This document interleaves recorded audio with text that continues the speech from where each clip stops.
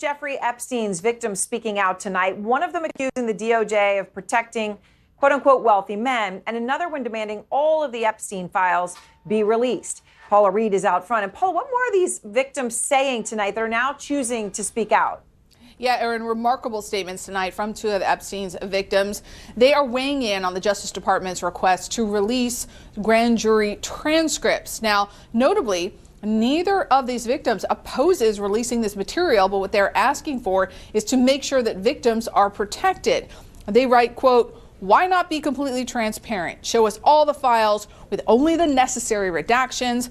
Be done with it and allow us/me to heal." Now, they're also criticizing the government for what they say is a lack of respect shown to victims, writing, quote, "I feel like the DOJ's and FBI's priority is protecting the third party, the wealthy men, by focusing on scrubbing their names off of files of which the victims know who they are." They directly called out President Trump here, alleging that he was using thousands of agents to protect his identity and those of other wealthy, high-profile individuals. They also took aim at the current Justice Department, saying that it appears that it is more interested in talking with Ghislaine Maxwell, a, quote, convicted imprisoned sex trafficker, than in speaking with victims. Now here, the judge is weighing whether to release these transcripts. Even the Justice Department has acknowledged there wasn't a lot of evidence presented to this grand jury. It heard from two witnesses. So even if the judge decides to make the unusual decision to release this material, which is by default confidential, it is unlikely to quell the calls for more transparency, because most of the information is with the Attorney General, is with the Justice Department. But victims and even Ghislaine Maxwell and anyone else involved in this has until tomorrow to weigh in with the judge. All right, Paula, thank you very much. And of course, when Paula talks about the grand jury testimony, just to remind everybody, you know, it was really based on the testimony of two officials. So it's a drop in the bucket of the Epstein files. So to be very clear, while it's good to have that, it is a drop in the bucket of what actually is out there and what needs to be known. And it all comes nearly 2 weeks after 3 Republicans joined Democrats on the House Oversight Committee to subpoena the DOJ to release all the Epstein files. But here's the thing. You might say, okay, well, that was 3 weeks ago, so where are the files? It's a good question. The Republican chairman of the committee still has not issued that subpoena, even though he'd agreed to do so. So back with me now is Democratic Congressman Robert Garcia of California, top Democrat on the Oversight Committee. And Congressman, obviously you and I spoke, James Comer, Republican chairman of your committee, had said he was going to move quickly on that subpoena. And I know you had a good faith conversation, right? He'd agreed to do it. And you said, but you're going to hold him to it. So do you know what's going on here? We're in very close contact. We just spoke actually last Friday, and we think that we are likely a day or two away, a couple days here from the subpoena release. We've seen and gone back and forth on some of the language. We've had discussions about getting this out as fast as possible. Now, look, we think it should have already been out and issued. We put that pressure on. We also know that James Comer has been very clear that it's going to be sent out. They're essentially almost there. And so we are taking him by his word. But the clock is ticking. So we hopefully are days away from this release. And he's very aware that this needs to happen immediately. All right. So when you talk about the wording and the wordsmithing going on, is the final wording such that you understand it, that it's going to be in this subpoena, that you say that Chairman Comer has told you within, I guess, the last business day, Friday, right, is going to go out in the next couple of days? Is it for everything? It's the full files, documents, videos, but a couple pieces are really important.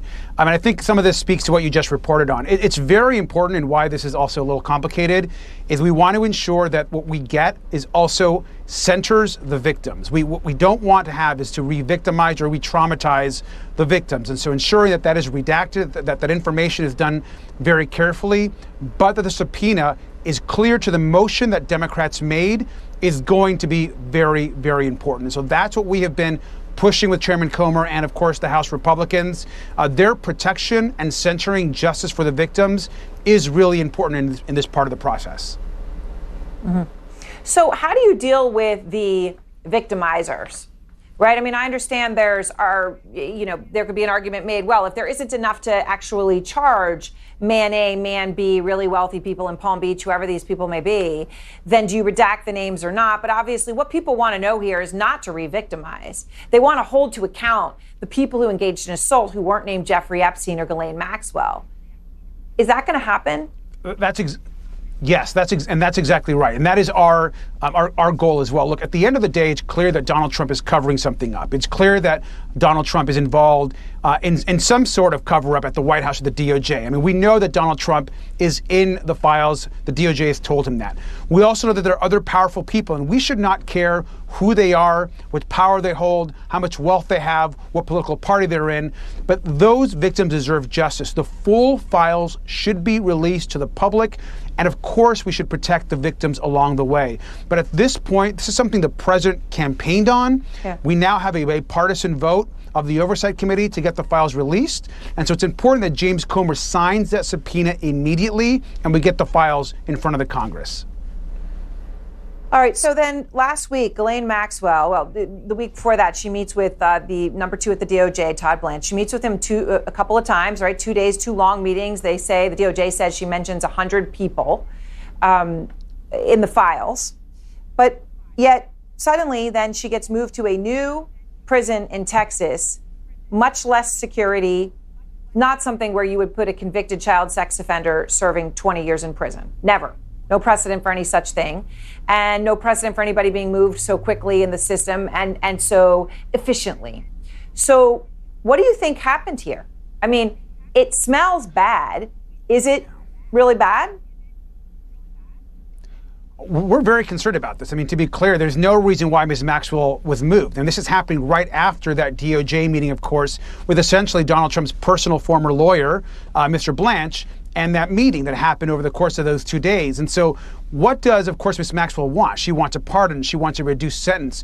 And then she gets moved to essentially a less secure prison, a place that is actually, she can walk around more, have more freedom of her movements. That is not acceptable. She is not eligible for that type of move. We have been engaging with the Bureau of Federal Prisons and asking them some tough questions. Did the DOJ request this? It's something that the president himself ordered to get done for Ms. Maxwell. She's a convicted sex trafficker. We know this already. She has caused major harm to victims, to young women, to girls. And so why she's getting moved is a concerning pattern of some on the right in trying to somehow lionize Ms. Maxwell, give her some cover, or somehow lay the groundwork for some type of reduced sentence. And for what? For what end? So that she maybe essentially takes her focus off Donald Trump or implicates others but not Donald Trump or Donald Trump's so-called associates or friends. These are all questions that need to be investigated, which is why we need to actually get the files and make them available to the public. We just cannot take Ms. Maxwell's word for it, and for whatever she's going to testify or be deposed on, we've got to see the files ourselves. She has, of course, been convicted of perjuring herself under oath before. Congressman, I appreciate your time and thank you very much. I'm glad to talk to you again, and we all hope that subpoena will come out in the next couple of days, as I know your conversations with Chairman Comer indicate. Former National Enquirer editor Barry Levine joins us now. He's also the author of The Spider Inside the Criminal Web of Jeffrey Epstein and Ghislaine Maxwell. And also with me, as you can see, Gretchen Carlson, journalist who is also the co-founder of Lift Our Voices. So thanks so much to both of you. Gretchen, I have to start with you because just as Congressman Garcia and I were talking, these town halls are going on around the country where, Congress people have gone home. There's a town hall going on right now with Republican Congressman Mike Flood. He's from Nebraska. And he just got questioned about the Epstein case. So this is ongoing right now. I just want to play an exchange that just happened. Why are you covering up the Epstein files? Let's be very clear. At the next pro forma session of the Congress, you'll find my name as a sponsor on a resolution from the House Rules Committee to release the Epstein files to protect the victims and not re-victimize them again. I support Jamie Comer, who is the House's Oversight Committee chairman, subpoenaing Ms. Maxwell later this month to come testify in Washington. I am for the release of those records.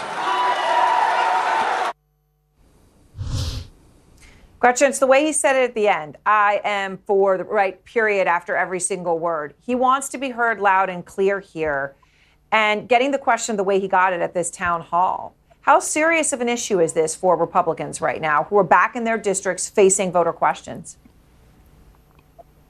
It's a huge issue. And a poll just came out today that only 13% of those polled actually think the government is doing a good job in not covering up something here. 67% are upset with the way it's happening, including 60% of those are Republicans. 56% of MAGA is upset with that. And only 1 in 5 are not paying attention to this story, which means that 80% of the American public right now wants more answers. So this is a huge story, not just for Republicans, but of course, you've just heard from a Democrat earlier in the show here. They're pushing for this as well. And the person who keeps perpetuating the idea that this story is going to not go anywhere is the president himself. And he keeps perpetuating the actual story to have life with it because he keeps not being definitive on what he's going to do with Ghislaine Maxwell, for one, and whether or not he's going to release any of this information. Keep in mind, forget the grand jury. He could release all of the other information, the millions of documents, tomorrow if he wanted to. Right, yet you've got this subpoena that's been delayed, Barry. I mean, it's fair to say at this point it's been delayed. It could have moved a lot faster.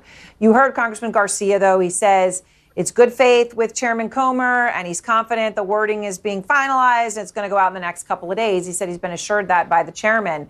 What is happening here? Do you think that there is a fear among Republicans of what's going to happen here?